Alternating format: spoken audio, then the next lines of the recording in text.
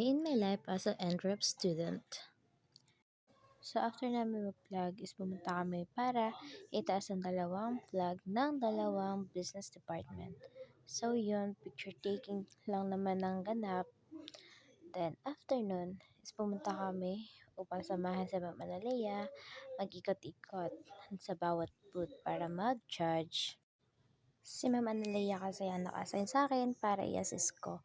So ito si Abeng, sumisingit sa video. Yan, nasa third year kami, kasama si Ma'am, nagja-judge na siya.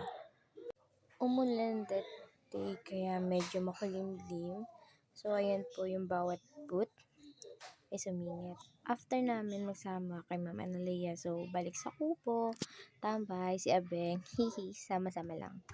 Nako po ang aking mga kasamang officer. Hi, Gob! So, yan lang yung ganap no first day. Yes, second day. Dahil nga hindi natapos ni Ma'am Analea kahapon, is kinabukasan niya tinuloy ang pag-judge. So, umaga po ito. So, ito po yung ganap. Ayan yung mga kaibigan ko. So, fast forward nga po tayo. Day 3, ito po yung pitching contest na. So, no morning po is meron kami seminar.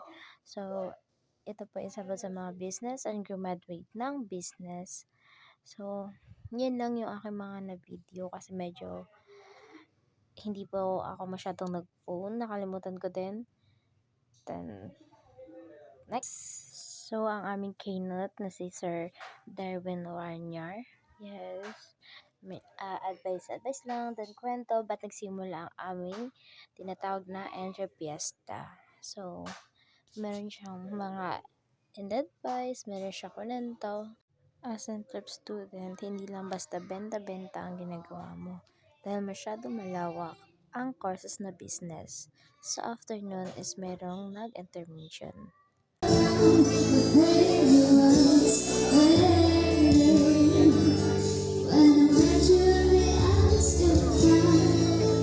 After intermission, nagsalita na si Miss Sandra Salveta. So, in-explain niya dito kung ano ba yung founder. So, kung ikaw ay interesado, marami ka talagang matututunan dito sa kanyang mga diniscuss at in-explain na kung bakit at para saan ito. So, yun lang. Hi guys, good morning. So, this is the day 4 na aming business week. So, ngayon ay papasok na ako. Bye! So yun guys, papasok na ako ng school, nakasama na ako sa tricycle. So, ang daming nangyari sa loob din na 2 days. So, sa day 4, medyo, wala na ako masyadong kasi tapos na rin naman si Ma'am Analea. So, tapos na ako mag-assist. So, ang ginawa ko, pagdating sa school niyan, is naglinis na lang ako ng Bishop. Kasama ko doon si Ate Annie, sila Arman, sila Plaza. Hi po sa Kuya Driver. So, andito na ako, papasok na ako ngayon sa PSU. Hi! Day 4. So, ito lang po yung ganap.